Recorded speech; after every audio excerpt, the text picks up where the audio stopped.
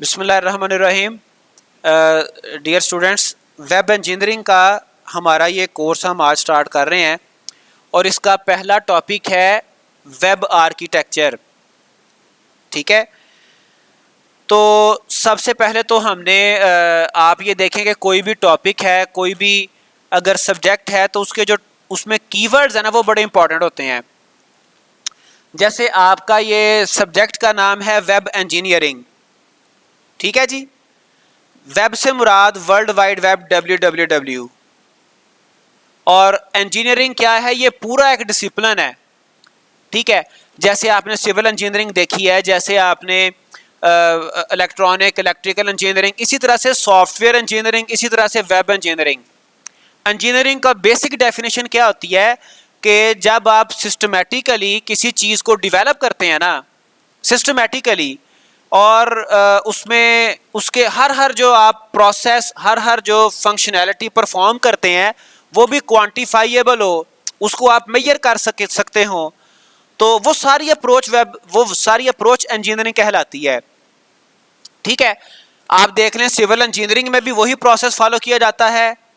ठीक है जी, वही प्रोसेस से क्या मुराद है, जब भी कोई भी चीज़ डिवेलप करनी हो तो सबसे पहला जो उसका स्टेप होता है वो एनालिसिस किया जाता है।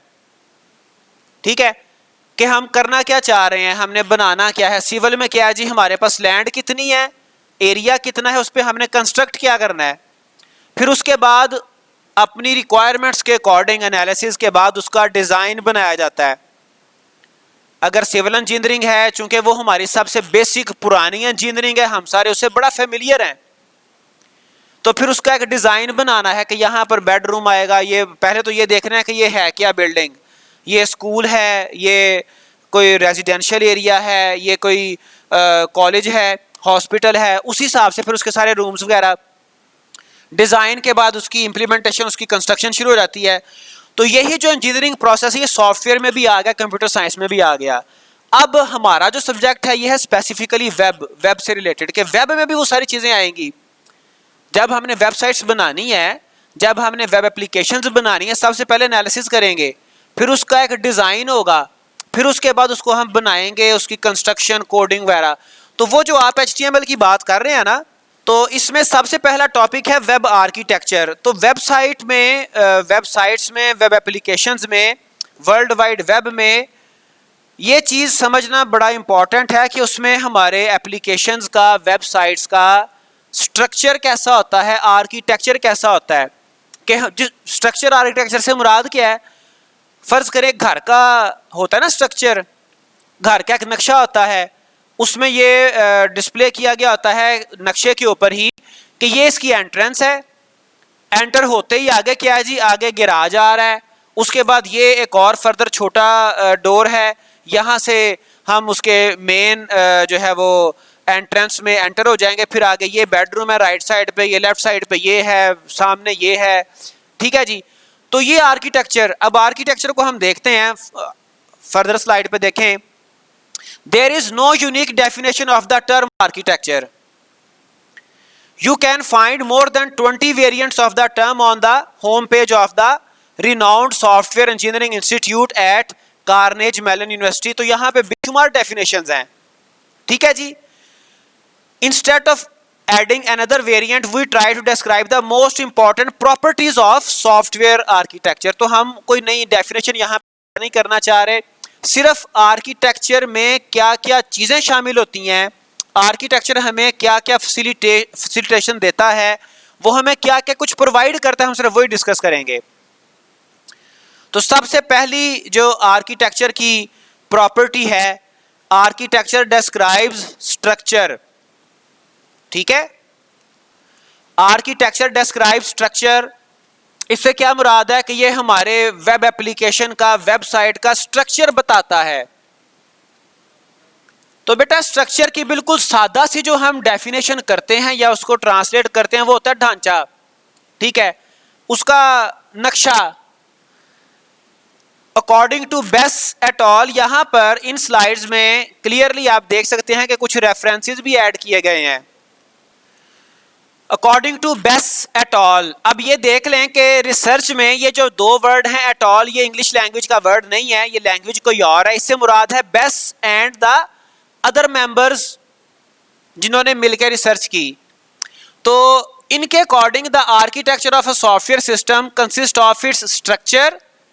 स्ट्रक्चर से क्या मुराद? डिकम्पोजिशन इनटू कंपोनेंट्स, यानी कि उसके डिफरेंट बिल्डिंग ब्लॉक्स, उसके कंपोनेंट्स, उसके अहम अहम primary parts and their interfaces, और जिस तरह से वो आपस में जुड़े हुए हैं, जिस तरह से आपस में इंटरकनेक्टेड हैं, एंड देयर रिलेशनशिप्स, ये है स्ट्रक्चर। तो जो आर्किटेक्चर है वो वेब का स्ट्रक्चर भी बताता है कि वेब में, वेब एप्लीकेशन में, वेब साइट में कौन कौन से मेजर कंपोनेंट्स पार्टिसिपेट कर रहे हैं और वो कंपोनेंट्स आपस में किस तरह से कनेक्ट हो रहे हैं और उनकी आपस की रिलेशनशिप क्या है। उसके बाद it describes both the static and the dynamic aspects of the software system. क्योंकि वेब जो है वो एक सॉफ्टवेयर भी तो है ना, वेब सॉफ्टवेयर की एक टाइप है।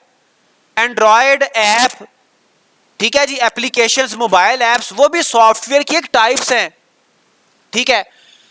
तो ये उसका स्टैटिक भी बताता है स्ट्रक्चर, और उसका डायनामिक एस्पेक्ट भी बताता है। स्टैटिक से मुराद क्या है? अब देखें, एक बंदा है, ठीक है जी, एक बंदा है, वो उसकी आप पिक देखते हैं, तस्वीर देखते हैं, तस्वीर स्टैटिक है। आप वीडियो देखते हैं, वो डायनामिक है, मूविंग। तो यहां पे डायनामिक से क्या मुराद है? जब वेब के ऊपर, वेबसाइट के ऊपर जब कोई रिक्वेस्ट भेजता है, जब सर्वर उसको रिस्पॉन्स करता है, तो तब उसका क्या क्या एस्पेक्ट उसमें आते हैं। जब हम बोर्ड की वेबसाइट से कोई रिक्वेस्ट भेजते हैं रिजल्ट देखने के लिए, तब वो कैसे काम हो रहा होता है। तो जो स्ट्रक्चर है ये इसका स्टैटिक एस्पेक्ट भी बताता है। स्टैटिक से मुराद वही है number of components, how they interconnect with each other, how they relate, और dynamic how they work collectively, ठीक है जी। तो स्ट्रक्चर ये चीजें बता रहा होता है so that it can be considered a building design and flow chart. तो ये बिल्डिंग डिजाइन भी यानी कि बता रहा है, बिल्डिंग डिजाइन से मुराद स्टैटिक, एंड फ्लो चार्ट से मुराद डायनामिक। फ्लो चार्ट में क्या होता है? स्टार्ट, उसके बाद कहां जाना है, एरोज, उसके बाद कहां जाना है, फ्लो, ठीक है। तो ये जो हमारा स्ट्रक्चर है ये स्टैटिक कॉन्सेप्ट भी हमें प्रोवाइड करता है, और उसका डायनामिक भी, कि किस तरह से रिक्वेस्ट कहां जाएगी, फिर कहां जाएगी, फिर वापस कैसे आएगी। तो ये जो बेस का ये रेफरेंस दे दिया।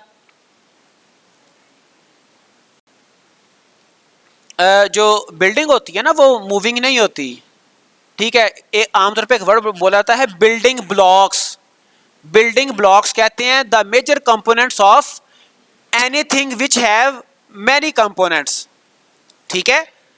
तो वो उसके बिल्डिंग ब्लॉक्स। तो ये बिल्डिंग डिजाइन उसी रेफरेंस से कहा गया कि वो जो उसके मेजर कंपोनेंट्स हैं वेब, पूरे वेब सिस्टम के। देखे ना, एक जब हम वेबसाइट को किसी को भी यूज करते हैं, हम फेसबुक यूज करते हैं, तो एक है क्लाइंट, जो यूजर है वो क्या है, वो क्लाइंट है। यूजर क्या यूज करता है, वो वेब ब्राउजर यूज कर रहा है। वेब ब्राउजर एक कंपोनेंट है उस सारी बिल्डिंग का। वेब की बिल्डिंग का एक कंपोनेंट क्या है, ब्राउजर, चाहे वो गूगल क्रोम है, चाहे वो सफारी है, चाहे वो कोई भी है। हम उसके जरिए से रिक्वेस्ट भेजते हैं किसको, फेसबुक के सर्वर को। जब हम लिखते हैं www.facebook.com, एंटर प्रेस करते हैं तो वो रिक्वेस्ट जाती है सर्वर को, ठीक है। तो दूसरा बिल्डिंग ब्लॉक क्या हुआ, सर्वर, ठीक है जी। अब सर्वर इटसेल्फ एक कॉम्प्लेक्स कॉन्सेप्ट है। उस सर्वर में फर्दर के ये कंपोनेंट्स हो सकते हैं। आज हमने वही देखना है कि इसके सारे मेजर दो कंपोनेंट्स लाजमी आएंगे वेब आर्किटेक्चर में। मेजर दो कंपोनेंट्स लाजमी हैं, एक है क्लाइंट यूजर और दूसरा सर्वर। तो इसके अलावा और कंपोनेंट्स कौन कौन से हैं वही हम आज देखेंगे इंशाल्लाह। फिर जैसे ये डायनामिक है, डायनामिक से क्या मुराद है, यूजर ने रिक्वेस्ट सर्वर के पास गई, सर्वर उसको प्रोसेस कैसे करेगा, और रिक्वेस्ट वापस भेजेगा, ये डायनामिक उसका बिहेवियर। तो स्ट्रक्चर दोनों चीजें बताता है, स्टैटिक भी और डायनामिक भी।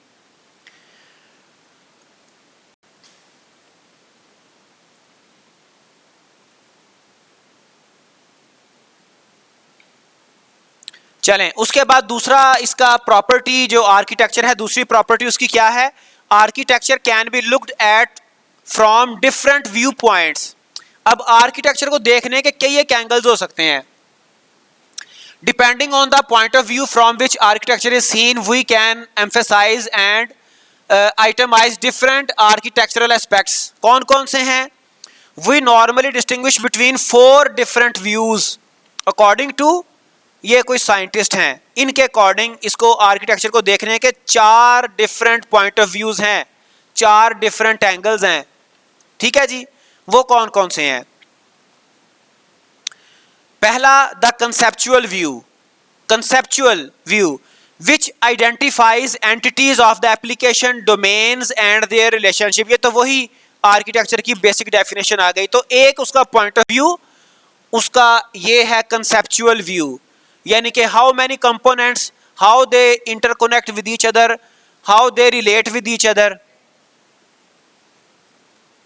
डेटाबेसेस के बगैर कोई भी डायनामिक वेबसाइट एग्जिस्ट नहीं कर सकती।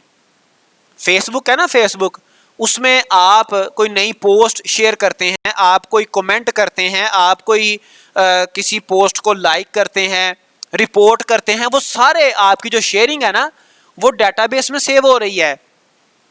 ठीक है, आपने 10 साल पहले भी अगर फेसबुक अपने अकाउंट पे कोई चीज शेयर की थी, आपको याद भी नहीं है, लेकिन वो सर्वर में सेव है, सर्वर की डेटाबेस में सेव है। तो डेटाबेस जो है ये सर्वर का इंपॉर्टेंट एक इंटेग्रल पार्ट है। ठीक है जी, तो एक इसको देखने का तरीका है, एंगल है कंसेप्चुअल व्यू। दूसरा है रन टाइम व्यू, वही dynamic, which describes the components at system runtime, for example server or communication connections and so on. तीसरा point of view, the process view, which maps processes at system runtime while looking at aspects like synchronization and concurrency. अब ये इसके process जब चल रहा होता है, जब वेबसाइट्स चल रही होती हैं, उसमें कई एक प्रोसेस चल रहे होते हैं, उसमें कंकरेंसी, सिंक्रोनाइजेशन, ये इंपॉर्टेंट प्रोसेसेस हैं। कंकरेंसी से क्या मुराद है? कंकरेंसी बिल्कुल सही बताया अब्दुर्रहमान ने। कंकरेंसी से मुराद ये है कि एक ही वक्त में more than 2 people, more than 1 people वो एक ही डाटा को एक्सेस करना चाह रहे हैं, तो किसको एक्सेसिबल होगा, किसको नहीं होगा, क्या रूल्स एंड रेगुलेशन है। एक ही डाटा एलिमेंट के ऊपर मल्टीपल प्रोसेसेस अपना प्रोसेस करना चाह रहे हैं, तो क्या होगा, वो कंकरेंसी कंट्रोल एंड सिंक्रोनाइजेशन। ठीक है, वेब में सिंक्रोनाइजेशन का बड़ा कॉन्सेप्ट है। आप यहाँ पे यहाँ से आप कोई डाटा में चेंजिंग करते हैं, वो सर्वर में सिंक्रोनाइज हो जाती है, उसमें वो एडजस्ट हो जाती है, वो चेंजिंग वहाँ पे इंप्लीमेंट हो जाती है, दैट इज कॉल्ड सिंक्रोनाइजेशन। चौथा इसका व्यू देखने का, द इंप्लीमेंटेशन व्यू, हम उसको इंप्लीमेंट कैसे करेंगे, which describes the system software artefacts, उसके use cases, sub systems, components और सोर्स कोड। तो ये आर्किटेक्चर को देखने के कई एक व्यू पॉइंट्स भी हैं। उसके बाद this differentiation into different view points is also supported by modelling languages, for example the unified modelling language. तो यूनिफाइड मॉडलिंग लैंग्वेज में भी अगर आप देखें यूएमएल में, तो यूएमएल में जो डायग्राम्स होती हैं ना, हमारी यूएमएल डायग्राम्स, वो भी 2 मेजर कैटेगरीज में डिवाइड की गई होती हैं। तो यूएमएल डायग्राम्स में भी बेटा 2 तरह की डायग्राम्स पाई जाती हैं। ये आप देख लें, यहाँ पे ये यूएमएल डायग्राम्स की टाइप्स दिखाई गई हैं। ठीक है, इसमें आप क्लियरली देखें कि एक डायग्राम्स है स्ट्रक्चर डायग्राम्स, दूसरी है बिहेवियर डायग्राम्स। ठीक है जी, स्ट्रक्चर डायग्राम्स क्या करती हैं, ये बताती हैं कि हमारा जो सिस्टम का स्ट्रक्चर होगा, उसका जो ढांचा होगा, उसके जो कंपोनेंट्स होंगे वो क्या क्या होंगे। डिफरेंट इसमें डायग्राम्स हैं, क्लास डायग्राम्स हैं, कंपोनेंट डायग्राम, ऑब्जेक्ट डायग्राम, ठीक है जी, component structure diagram, package diagram. फिर अगर बिहेवियर की बात करें, उसमें एक्टिविटी डायग्राम। एक्टिविटी डायग्राम क्या है जी, उसका behaviour, dynamic aspect, use case diagram, ठीक है जी, स्टेट मशीन डायग्राम, फिर इसमें सीक्वेंस, ये सारी इंटरेक्शन डायग्राम्स की सारी कैटेगरी, ठीक है। तो यूएमएल डायग्राम्स में भी दोनों तरह की चीजों की स्टैटिक और डायनामिक की सपोर्ट मौजूद है। स्टैटिक है, स्ट्रक्चर स्टैटिक है और बिहेवियर उसका डायनामिक है। चलें जी, उसके बाद architecture makes a system understandable, ठीक है। अब देखें ना, कोई घर कंस्ट्रक्ट करवाना है, जब उसका नक्शा बनता है तो हमें आइडिया हो जाता है कि घर किस तरह का होगा। हम कहते हैं यार नक्शा अच्छा है, इसका घर जब कंस्ट्रक्ट होगा तो ये अच्छा नजर आएगा।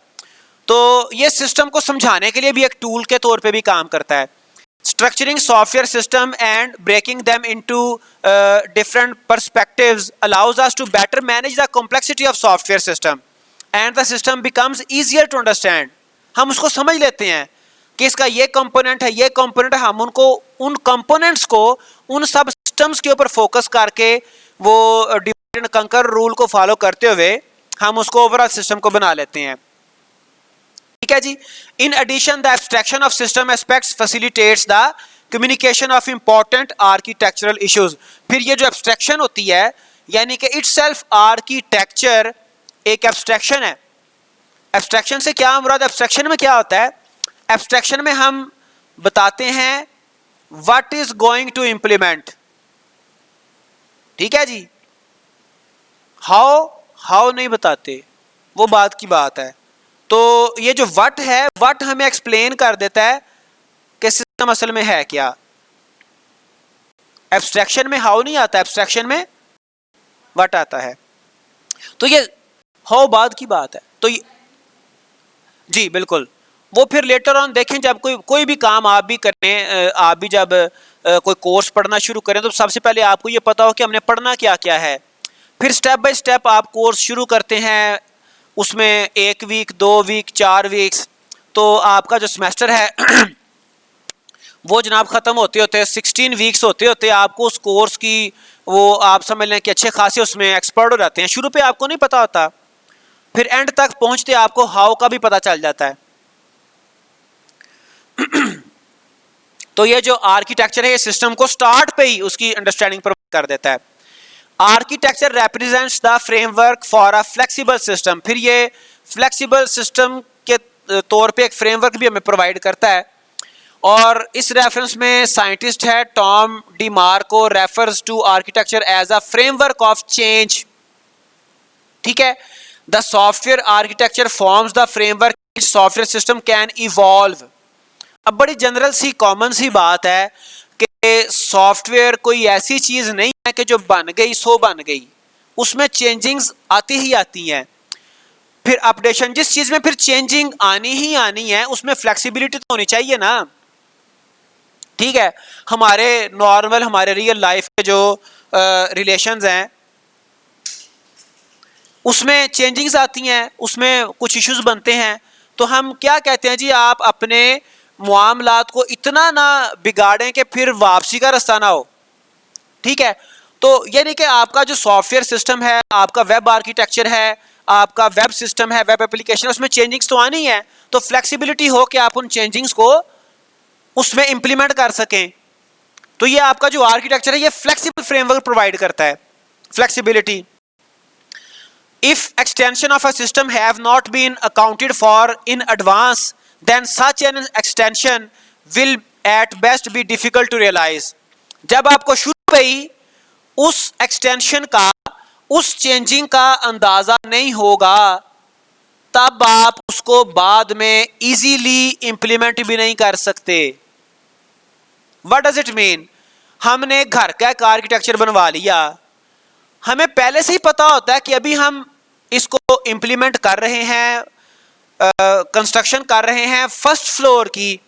आपको पता है 1 साल के बाद, 2 साल के बाद हमने इसमें एक्सटेंशन करनी है, इसके ऊपर एक सेकंड फ्लोर आना है। आप उसको कंसीडर करते हुए उसकी जो मेन वॉल्स हैं, मेन पिलर्स हैं, वो इस हिसाब से बनाते हैं कि ये second floor, third floor, fourth floor को बर्दाश्त कर सके, ठीक है। तो देखें अगर एक्सटेंशन का आपको पता ही नहीं है एडवांस में शुरू में, तो फिर आपको उसको इजीली आप उसको डिफिकल्ट फेस करेंगे, आप डिफिकल्टी कि आप उसको कैसे इंप्लीमेंट करें, अब पहले से आपको पता ही नहीं था।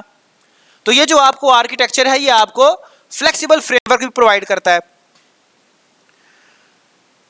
और उसके बाद है डेवलपिंग आर्किटेक्चर। तो ये जो अब तक हमने देखा ये कुछ आर्किटेक्चर की प्रॉपर्टीज थी, ठीक है। आर्किटेक्चर हमें स्ट्रक्चर भी देता है, हमें different perspective point of views भी प्रोवाइड करता है, हमें ये फ्लेक्सिबल फ्रेमवर्क भी प्रोवाइड करता है। अब आर्किटेक्चर को डेवलप करने के लिए बेटा कुछ इसमें पैरामीटर्स हैं, कुछ चीजें हैं जो कि इसको इन्फ्लुएंस करती हैं, इसको डिसाइड करने में अपना रोल प्ले करती हैं। वो कौन कौन सी चीजें हैं वो हम देखते हैं। The requirements of software therefore it's architecture frequently change, ठीक है जी। रिक्वायरमेंट्स पहली चीज है, सॉफ्टवेयर यहां पे वर्ड यूज किया गया but it means web software. Web को वेब सॉफ्टवेयर भी कहते हैं, वेबसाइट भी कहते हैं, वेब एप्लीकेशन भी कहते हैं, सॉफ्टवेयर ओवर वेब भी कहते हैं। तो रिक्वायरमेंट्स सॉफ्टवेयर की चेंज होती हैं, तो रिक्वायरमेंट्स चेंज होने की वजह से देयरफॉर इसका आर्किटेक्चर भी चेंज होता है। इसका क्या मतलब है, आप फिर वो सिविल कंस्ट्रक्शन पे आ जाएं, अगर घर पे एक बेडरूम था दूसरा बेडरूम बनाना है तो उसका आर्किटेक्चर भी चेंज हो जाएगा ना, ठीक है। तो अगर रिक्वायरमेंट चेंज होगी तो आर्किटेक्चर भी चेंज होगा, ठीक है जी। और ये कॉमन सी बातें हैं, वेब की रिक्वायरमेंट्स सॉफ्टवेयर की रिक्वायरमेंट्स चेंज होती ही रहती हैं। Technical and organisational constraints change during and after the development of an application. Some time तो अभी एप्लीकेशन डेवलप हो रही होती है, उस वक्त ही कस्टमर कहना शुरू हो जाता है कि जी हमें इसमें ये चेंज रिक्वायर्ड है। आप कॉमनली सिंपल अपने ड्रेस स्टिच करने के लिए दे के आते हैं, अभी एक दिन नहीं गुजरा आप अपने टेलर को फोन करते हैं जी इसमें ये चेंज कर दें, होता है ऐसा। तो सॉफ्टवेयर में ज्यादा होता है, क्यों? क्योंकि हमें तो अरसा हो गया ड्रेसेस यूज करते हुए, एक कंपनी ने कभी सॉफ्टवेयर बनवाया ही नहीं है, वो फर्स्ट टाइम बनवा रही है, उसे पता ही नहीं इसमें क्या क्या कुछ होना चाहिए। हर रोज उसे नई चीज पता चलेगी, हर रोज वो उसमें चेंजिंग करवाना चाहेगा और करवाते हैं लोग, पॉसिबिलिटी आ जाती है। तो सम टाइम तो ड्यूरिंग डेवलपमेंट और some time after the development उसमें चेंजिंग्स आती हैं, ठीक है जी। दिस में be due to unclear requirements at the beginning of the development process और change of requirements after a systems completion, ठीक है जी। इसी वजह से जो हमारे सॉफ्टवेयर्स हैं या जो हमारे वेब सॉफ्टवेयर्स हैं उनको हम मूव टारगेट्स कहते हैं, जो मूव होते रहते हैं, चेंजिंग्स आती रहती हैं रिक्वायरमेंट्स में, ठीक है। तो बहरहाल इसमें अकॉर्डिंग टू जैकबसन कौन कौन से फैक्टर्स इन्वॉल्व हैं आर्किटेक्चर को डिसाइड करने में, आर्किटेक्चर को डेवलप करने में, वो हम देखते हैं कौन कौन से हैं। ये 4 फैक्टर्स हैं मेजर जो कि आर्किटेक्चर बनाने के लिए अपना रोल प्ले करते हैं। इसको मैं एक और एंगल से आपको बताता हूं। घर है, घर बनाना है तो उसमें घर की खवातीन भी एक रोल है, वो बताएंगे किचन ऐसा होना चाहिए। घर के मर्द भी हैं, वो कहेंगे जी गैराज इस तरह का होना चाहिए, जो ड्राइंग रूम है जहां पर हमारे गेस्ट आने हैं वो इस तरह का होना चाहिए, ठीक है। तो यहां पर वेब आर्किटेक्चर में एक तो इसका जो फैक्टर इंपॉर्टेंट है वो है फंक्शनल रिक्वायरमेंट्स। फंक्शनल रिक्वायरमेंट्स कहां से आती हैं? Clients, users, other stakeholders. Who are stakeholders? जिनका नफा नुकसान सिस्टम के ऊपर डिपेंड कर रहा है, ठीक है। सारे स्टेक होल्डर्स जिनका नफा नुकसान वो सिस्टम का, वेबसाइट का ऑनर भी हो सकता है, उसका यूजर भी हो सकता है, उसका डेवलपर भी हो सकता है, वो उसका एम्प्लॉय भी हो सकता है, वो उसका एंड यूजर, बेशुमार इसकी टाइप्स हैं स्टेक होल्डर्स की। दूसरा इसमें फैक्टर है क्वालिटी कंसिडरेशंस। आप किस तरह की क्वालिटी अपने सिस्टम में चाहते हैं, उसकी परफॉर्मेंस, उसकी स्केलेबिलिटी, उसकी रीयूजेबिलिटी और इसके अलावा अ नंबर क्वालिटी कंसिडरेशंस होती हैं। ये एक दूसरा फैक्टर है। तीसरा फैक्टर टेक्निकल एस्पेक्ट, किस ओएस पे ये चलेगा, middleware, legacy systems and other technical issues. Legacy system क्या होते हैं? आपके पुराने सिस्टम्स, आपकी ऑर्गेनाइजेशन में पॉसिबल है कि वेब से पहले कोई वीबी बेस्ड प्रोजेक्ट चल रहा था, कोई और पुराने सिस्टम चल रहे थे जिनके साथ आपकी वेबसाइट को इंटरेक्ट करना पड़ सकता है, जिसके साथ मिलके उसे काम करना पड़ सकता है, ये भी एक फैक्टर है। फिर एक है user experience, overall experience with existing architecture, patterns, project management, ये भी एक फैक्टर है। एक्सपीरियंस की बेस पर भी आप कहते हैं नहीं जी ये फंक्शनल रिक्वायरमेंट्स हैं, ये क्वालिटी कंसिडरेशंस हैं, ये टेक्निकल एस्पेक्ट्स हैं, तो आप अपने एक्सपीरियंस की बेस पे भी कहते हैं कि आर्किटेक्चर ऐसा होना चाहिए। तो ये टोटल 4 चीजें हैं जो कि आर्किटेक्चर को डेवलप करने में अपना रोल प्ले करती हैं। ठीक है, मिडलवेयर, बेटा मिडलवेयर देखें, ये आपका है ना ओएस, ठीक है, ओएस मिडलवेयर से मुराद है इसकी मिडल की लेयर, ठीक है जी, आपका एंड यूजर है, ओएस है, इसके दरमियान कोई और लेयर हो सकती है, कोई टेक्निकल इश्यूज की, प्लेटफॉर्म, समथिंग एल्स, बिल्कुल जेनेरिक वे में आपको मैंने बताने की कोशिश की है। दरमियान में कोई और कंपोनेंट, कोई और चीजें जो यूज हो रही हैं वो चीजें, ठीक है, यानी कि सारे आपके technical issues regarding your platform of your system, ठीक है जी, उसका पूरा जो चीजें उसमें यूज हो रही हैं, ओएस वगैरह, उसके टेक्नोलॉजीज उसमें डिफरेंट। तो ये बहरहाल 4 आपके फैक्टर्स हैं जी बेटा।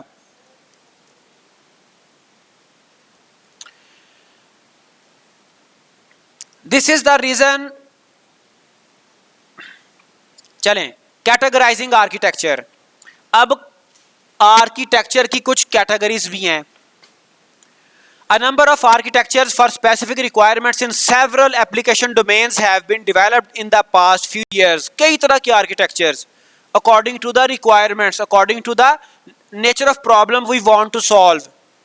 ठीक है, और इसमें according to these researchers describe architectures for web application environment taking the layering aspect of architecture or the support of different data and data formats. तो कई इसमें आर्किटेक्चर्स की कैटेगरीज हैं, वो हम अब कैटेगरीज देखते हैं। कैटेगरीज कौन कौन सी हैं? सबसे पहली कैटेगरी है लेयरिंग एस्पेक्ट। अब आर्किटेक्चर में, वेब आर्किटेक्चर में लेयर्स का कॉन्सेप्ट पाया जाता है। जैसे मैंने आपको प्रीवियस अभी बताया कि वेब में कम से कम 2 टीयर तो आनी ही आनी है, एक है क्लाइंट, एक है सर्वर। क्लाइंट रिक्वेस्ट करता है, सर्वर रिक्वेस्ट को फुलफिल करता है, ठीक है। अब ये 2 लेयर्स हो गई, क्लाइंट एक लेयर पे बैठा हुआ है, सर्वर कहीं और है। इसके अलावा और भी लेयर्स इसमें आ जाती हैं, इनको टीयर भी कहा जाता है। Layering means the software system are structured in several tiers to implement the principle of separation of concern. हर टीयर का अपना कंसर्न है, अपनी एक ड्यूटी है, अपना एक टास्क है जो कि उसने अचीव करना है, जिसको उसने फुलफिल करना है।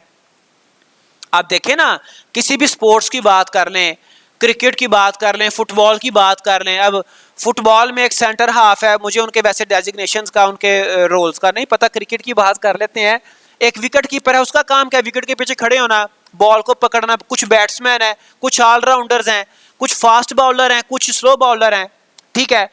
कोई ऐसे हैं जो कि रन्स रोकने की कैपेबिलिटी रखते हैं, कोई ऐसे हैं जो कि विकेट्स लेने की कैपेबिलिटी रखते हैं, ठीक है जी।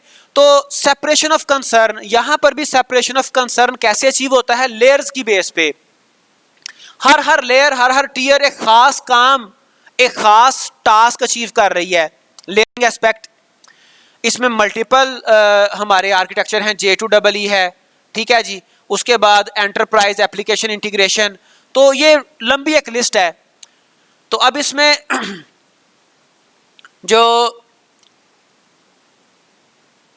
लेयरिंग में खास तौर पे एक 2 लेयर्स आर्किटेक्चर आ जाता है, जिसमें एक टीयर है क्लाइंट, ठीक है, user. All of us are clients of web, different web servers. हम फेसबुक के क्लाइंट हैं, ठीक है, हम व्हाट्सएप के क्लाइंट हैं। हालांकि व्हाट्सएप जो है उसमें वेब एप्लीकेशन भी है उसकी, और एंड्रॉयड और उसकी डिफरेंट टाइप की एप्स भी डिफरेंट हैं। हम गूगल के क्लाइंट हैं, कई सर्वर्स के हम क्लाइंट हैं।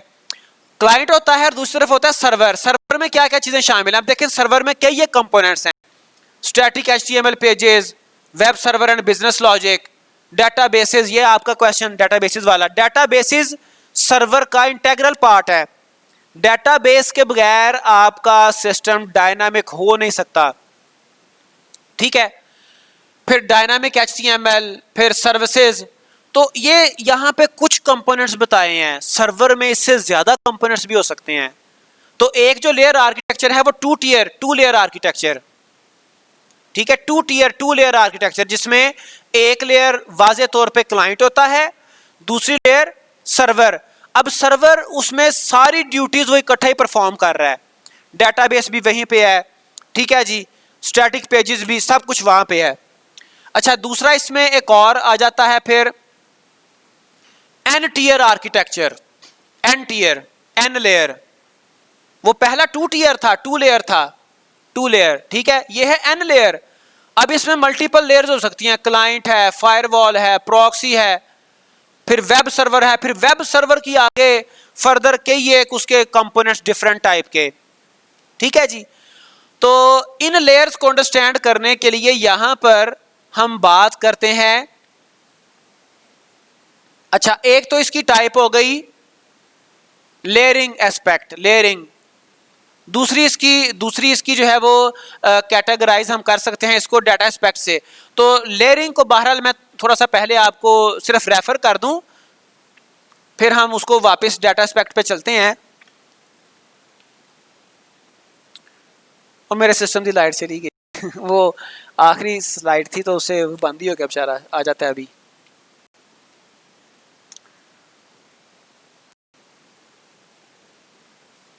ओ भाई जी, लेयर्स में जैसे हमने एन लेयर आर्किटेक्चर देखा, तो ये हमारा वेब का जेनेरिक आर्किटेक्चर है, components of generic web architecture, ठीक है जी।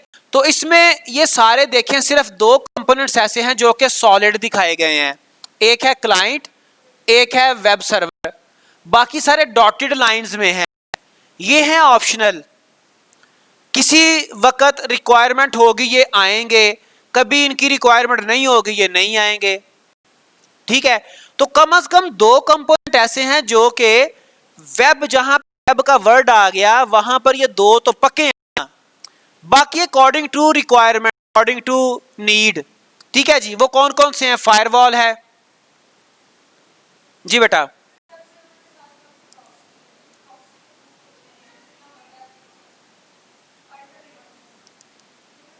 बेटा मैं ये सारे गाइड करने लगा हूं आपको। फायरवॉल होता है जो कि आपकी ट्रैफिक को रिस्ट्रिक्ट करता है, ठीक है जी। आपकी जो क्लाइंट रिक्वेस्ट करते हैं उनको वो रिस्ट्रिक्ट करने के काम कर रहा होता है। उसे जो लगता है ये कोई डेंजरस ट्रैफिक है, ये जो रिक्वेस्ट आ रही है it might be some problematic, ठीक है जी, फायरवॉल इंक्लूड हो सकती है। प्रॉक्सी जो आपने क्वेश्चन किया, तो सम टाइम ऐसा होता है कि हमारा एक्चुअल सर्वर कहीं और पड़ा हुआ है, ठीक है। तो इस सर्वर के बिहाफ पे एक और प्रॉक्सी सर्वर है, हमें यहां से रिक्वेस्ट आ रही है, यूजर रिस्पॉन्स आ रहा है, यूजर ने रिक्वेस्ट की इस सर्वर को और हमें यहां से रिस्पॉन्स आ रहा है। माइट बी पॉसिबल ये प्रॉक्सी यहां पे दरमियान में है, हमारी रिक्वेस्ट रिसीव ही प्रॉक्सी कर रहा है और आगे से सर्विसेज लेके हमें वापस दे रहा है, ठीक है जी। इसकी भी रिक्वायरमेंट हो सकती है कि हमारा एक्चुअल सर्वर तक रिक्वेस्ट जाती नहीं है डायरेक्ट, हम डायरेक्ट फेसबुक को रिक्वेस्ट कर रहे हैं, लेकिन दरमियान में उन्होंने कोई मिडलवेयर वो आ गया, दरमियान में कोई और सर्वर पड़ा हुआ है जो कि उस रिक्वेस्ट को रिसीव करता है और फेसबुक से सर्विसेज लेके हमें फॉरवर्ड कर रहा है। तो ऐसी पॉसिबिलिटीज भी, ऐसी रिक्वायरमेंट्स भी आती हैं। उसके बाद है डेटाबेस। डेटाबेस आपको बता दिया कि ये इंटीग्रल पार्ट है वेब सर्वर का, जो हमारे रिलेशनल डेटाबेस के अलावा भी डेटाबेसेस की टाइप्स हैं। डेटाबेस के अलावा एप्लीकेशन सर्वर जिसमें सारी बिजनेस लॉजिक आ जाती है, आपके बिजनेस रूल्स, मतलब प्रोग्रामिंग लैंग्वेजेस सारी की सारी। फिर मीडिया सर्वर, पॉसिबल है कि आपका मीडिया के लिए सेपरेट सर्वर हो। मीडिया से मुराद इमेजेस, ऑडियो, वीडियो, चूंकि वो आम डेटाबेसेस में आम सर्वर पे अगर आप उसको इंक्लूड करेंगे तो सर्वर हमारा हैवी, वही सेपरेशन ऑफ कंसर्न वाली बात। आर्किटेक्चर का काम ही ये है, लेयर आर्किटेक्चर का, कि वो सेपरेशन ऑफ कंसर्न कर रहा है, सेपरेशन ऑफ ड्यूटीज। तो मीडिया के लिए सेपरेट सर्वर हो सकता है, कंटेंट मैनेजमेंट सर्वर सेपरेट है जो कि कंटेंट्स को उठा के दिखा रहा है। लेगेसी एप्लीकेशन, वही पुरानी एप्लीकेशंस, ठीक है। तो ये बेटा जेनेरिक कंपोनेंट्स हैं, ये कंपोनेंट्स यहाँ पे फाइनल नहीं है, कंपोनेंट्स इनके अलावा भी हो सकते हैं जो कि हमारे लेयर्ड आर्किटेक्चर में पार्टिसिपेट कर सकते हैं according to need, according to requirement. तो एक हमारे पास जो कैटेगरीज हैं उनमें से एक मैंने आपको कहा कि एक है लेयर्स एस्पेक्ट, वो हमने देख लिया। लेयर्स हमारी 2 लेयर मिनिमम है, फिर n लेयर, फिर उसके कंपोनेंट्स हमने देख लिए। तो लेयर्स के अलावा हमारे आर्किटेक्चर को हम कैटेगराइज कर सकते हैं डाटा एस्पेक्ट, ठीक है। डाटा की बेस पे डाटा कैन बी स्ट्रक्चर्ड और नॉन स्ट्रक्चर्ड। स्ट्रक्चर्ड हमारी जो रिलेशनल डाटाबेसेस हैं, रिलेशनल, जो कि आमतौर पे हम पढ़ते हैं, प्राइमरी की, फॉरेन की, ये सारे कॉन्सेप्ट वो रिलेशनल डाटाबेसेस हैं। इसके अलावा डॉक्यूमेंट डाटाबेसेस भी हो सकते हैं जिसमें डॉक्यूमेंट स्टोर होते हैं, जिसमें ऑडियोज वीडियो स्टोर होती हैं, वो आमतौर पर रिलेशनल नहीं होती, ठीक है। तो इसकी बेस पर भी आर्किटेक्चर हमारा डेवलप होता है। Structured data follow a defined schema, ठीक है जी। जैसे आपने रिलेशनल डाटाबेसेस में डाटाबेस का सब्जेक्ट पढ़ा, उसमें आपने स्ट्रक्चर्ड क्यूरी लैंग्वेज पढ़ी, एसक्यूएल, ठीक है।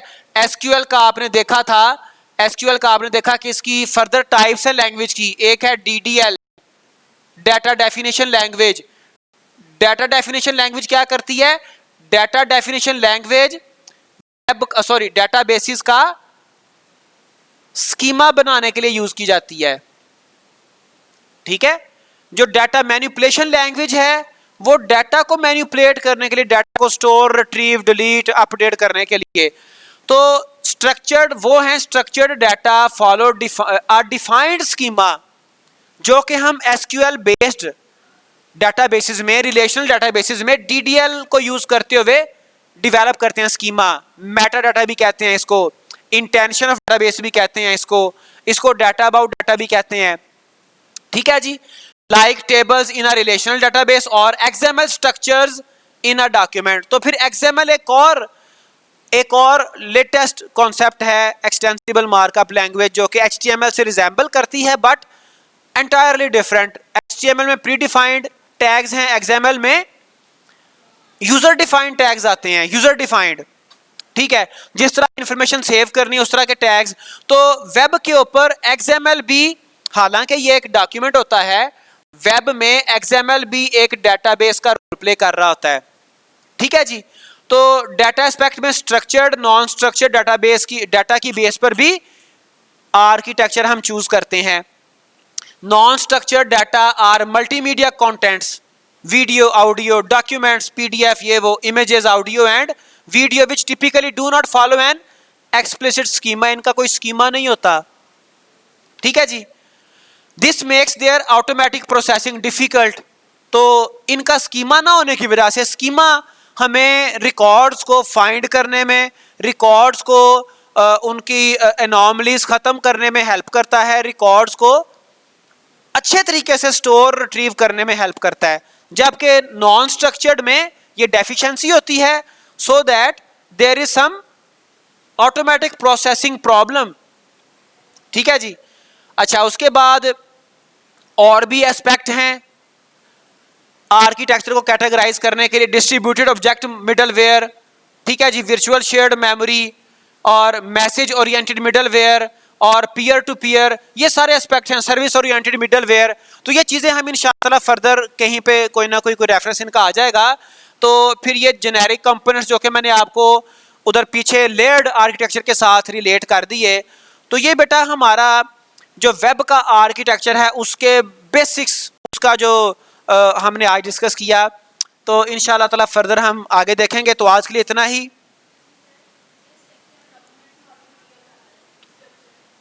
नॉन स्ट्रक्चर्ड में ऑडियो, वीडियो, डॉक्यूमेंट्स। स्ट्रक्चर में बेटा टेबल्स, प्राइमरी की वाला, वो सारा जो आपने रिलेशनल डेटाबेस पढ़ के आए हुए हैं, वो जो सारा आपने पढ़ा हुआ है ना उसमें डेटाबेस सिस्टम को